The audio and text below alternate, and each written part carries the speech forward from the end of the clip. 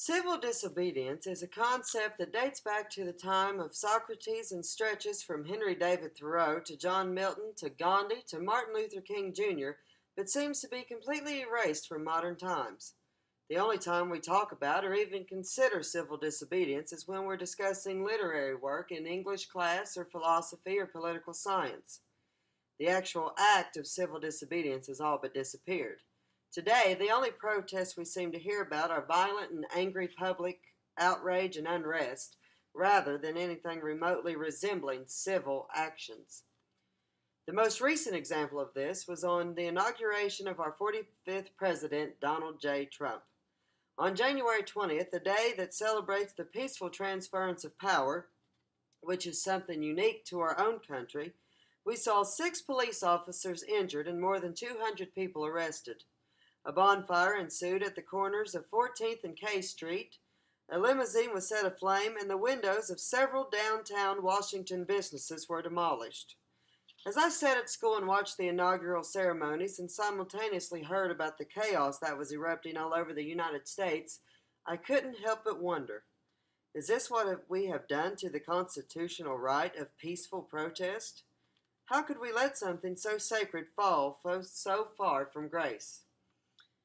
There has always been instances of violence amid protesting. Take, for instance, the Boston Massacre of 1770 or even the draft riots of 1863 during the Civil War. In more recent times, we have seen the LA race riots of the early 1990s after the acquittal of 4 LAPD officers for the beatings of Rodney King. In that instance, 53 people lost their lives, 3,000 people were injured, and the city of Los Angeles lost over $1 billion in property damage as a result of looting and arson. Even more recently, we have seen violent disturbances in Ferguson, Missouri, after an 18-year-old African-American man was shot 6 times by a police officer. My question today is, do these riots change anything or just cause great harm and destruction? In the early 1960s, Dr. Martin Luther King Jr. was the leader of the civil rights movement, but always wrote of and remained a proponent of civil disobedience. Dr. King was surely very influenced by Thoreau and his idea of civil disobedience. King was a great freedom fighter and proponent of love rather than violence and war. He understood that violence solves nothing and that African Americans would never achieve the rights they deserved if they used violence. This theory itself is heavily influenced by David Thoreau's philosophy, who was also a major proponent for peaceful protesting and a message of love rather than violence and hate. It is my belief that the entire civil rights movement and America's history would have turned out differently had King not chosen the path of peace and righteousness. While it may sound extreme, things could have taken a turn for much worse, possibly even resulting in a second civil war.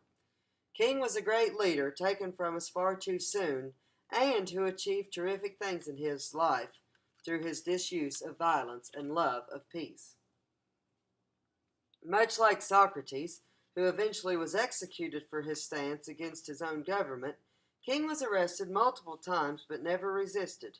He embraced the idea that if you are going to stand up for what you believe in, you must also fall for what you believe in as well, and accept whatever punishment your government seems fit.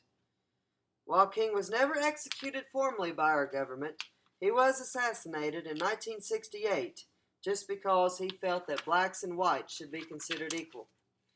Dr. King achieved great change in his lifetime, but never inflicted violence and never resisted the police. Whether it was fire hoses or angry dogs, King knew that in order to achieve the change he wanted, he would have to face whatever came at him, no matter how awful it was. To me, this is what protesting should look like today. Our Constitution defends peaceful protesting, not violent protesting. And I agree with Dr. King that if we want our message to actually be heard, we have to present ourselves respectfully. When we incite violence and chaos and destruction, all that is heard is the noise. To truly be heard means to walk towards fire hoses and angry police dogs with no fear because you know you are doing what is right. What we have seen in LA, Ferguson, and now Washington does nothing but create a lot of noise. The Rodney King riots happened 25 years ago, and there hasn't been much change as a result. People still are rioting and damaging things for essentially the same reason. Compared to the Birmingham protests and the march from Selma to Montgomery, evoked great change in our nation. Was there noise? Yes. However, a vast majority of it came from the white police officers fighting the protesters who worked against themselves. If it wasn't for the horrible pictures from Birmingham that spread across the country, things could have happened a lot slower than they did. Those people who marched peacefully and sang spirituals knew that what they were walking into, but they also knew their goal, and that is a goal I consider well achieved. The people who react violently are doing just that, reacting to a situation they don't like rather than truly acting to make a change. To act to make a change requires courage, determination, and sacrifice. It doesn't take any courage to join a mob and cause mass destruction. Thank you.